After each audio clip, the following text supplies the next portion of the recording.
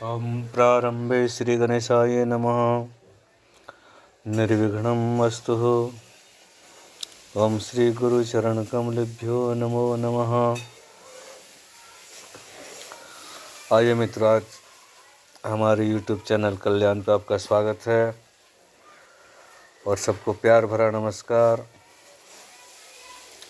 हमें आज कुछ टोना टोटका तंत्र के बारे में कुछ बात करेंगे,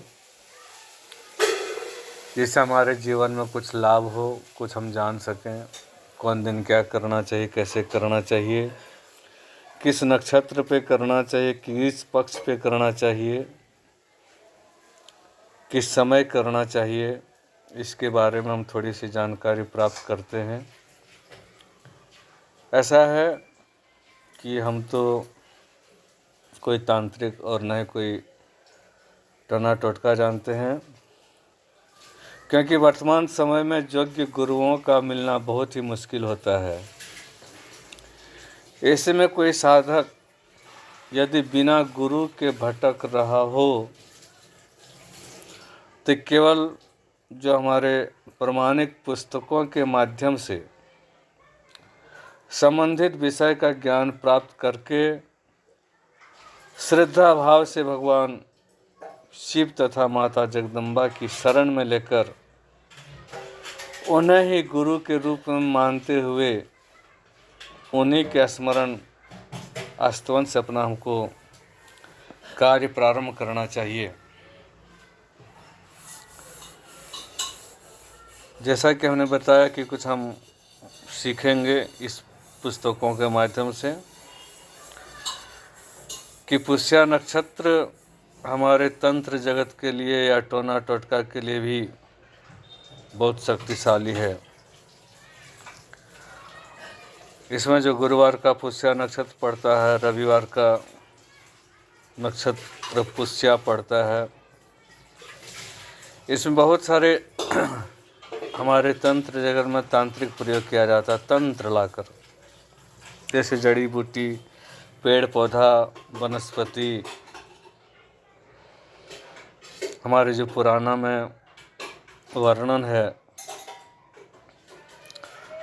हम कैसे उस जड़ी बूटी को कैसे लाएंगे, उस पौधे को कैसे लाएंगे। जैसे आंकड़े का जड़ है या और किसी का केले का जड़ है, हम इस सबको किस लिए लाते हैं और किसके लिए लाते हैं और किस चीज़ का हमें फ़ायदा इससे हमारे जीवन में हो सकता है, हम इसको हम आपके साथ साझा कर रहे हैं। और आपको पसंद हो तो आप अपने जीवन में भी सीख सकते हैं या जान सकते हैं या अपने घर पर कर सकते हैं। जानकारी होना कोई खराब बात नहीं है। जैसे कि हमने बताया कि तांत्रिक क्रिया का अनुष्ठान कैसे करना चाहिए या तंत्र में ज्योतिष का महत्व या किस दिन तिथि पक्ष में हमको करना चाहिए, आप इतना समझ लो कि जैसे कि सबसे पहले पक्ष की बात करते हैं। जैसे कृष्ण पक्ष है, शुक्ल पक्ष जिसमें चंद्रमा का अस्त होता है, और कृष्ण पक्ष है जिसमें चंद्रमा हमको नहीं दिखाई देता है, और जिसमें चंद्रमा दिखाई देता है वह शुक्ल पक्ष है।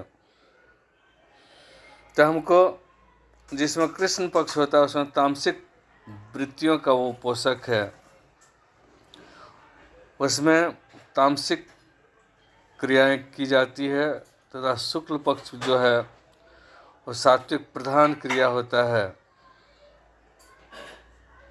इसी तरह बार जैसे साधना में कौन सा महीना, कौन सा पक्ष की तरह ही दिन का भी ध्यान रखा जाता है, क्योंकि दिन वार ग्रहों के नाम पर है तथा जिस ग्रह से संबंधित साधना हो वही वार हमको चयन करना चाहिए, जिससे हमको सफलता मिलने में शंका नहीं रहे।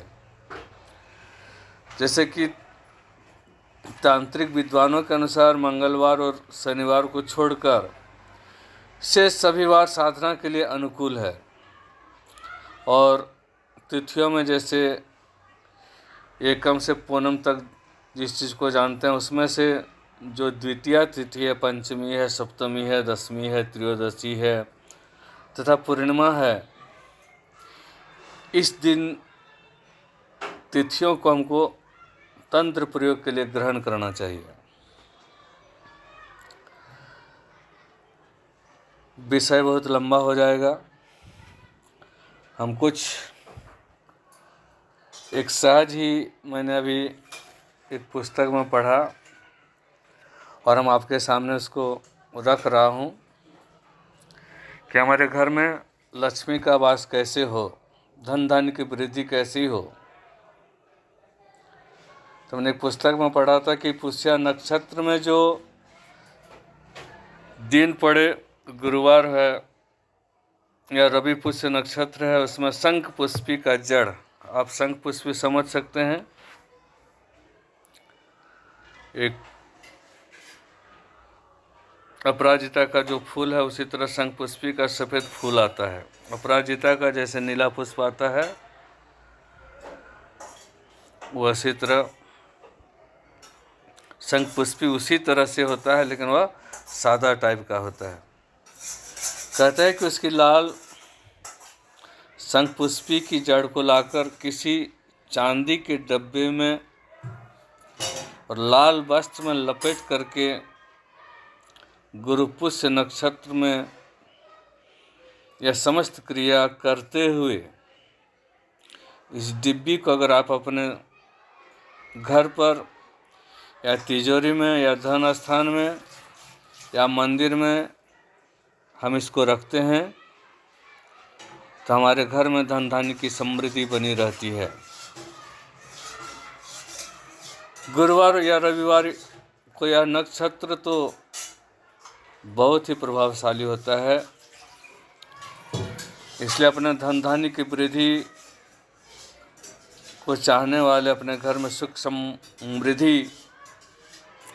समृद्धि धन धान्य, हमको भी इच्छा होते हैं, हमारी भी इच्छा होती है कि हमारे घर में धन धान्य की समृद्धि बना रहे। इस तरह अगर आप प्रयोग करना चाहते हैं तो इस जानकारी का लाभ उठाएं और आप अपने घर में सुख समृद्धि बढ़ाएं, स्वस्थ रहें, खुश रहें। आज हमारा वीडियो इतना तक ही है। आपको अच्छा लगे तो आप कम से कम ज़रूर शेयर करें, थोड़ा लाइक कर दें। सभी मित्रों को प्रणाम। हम आगे कुछ और नक्षत्र और तंत्र के बारे में लेकर आएंगे, कुछ समझेंगे, कुछ किताब से पढ़ करके इस चैनल में डालेंगे। आप सभी को प्रणाम।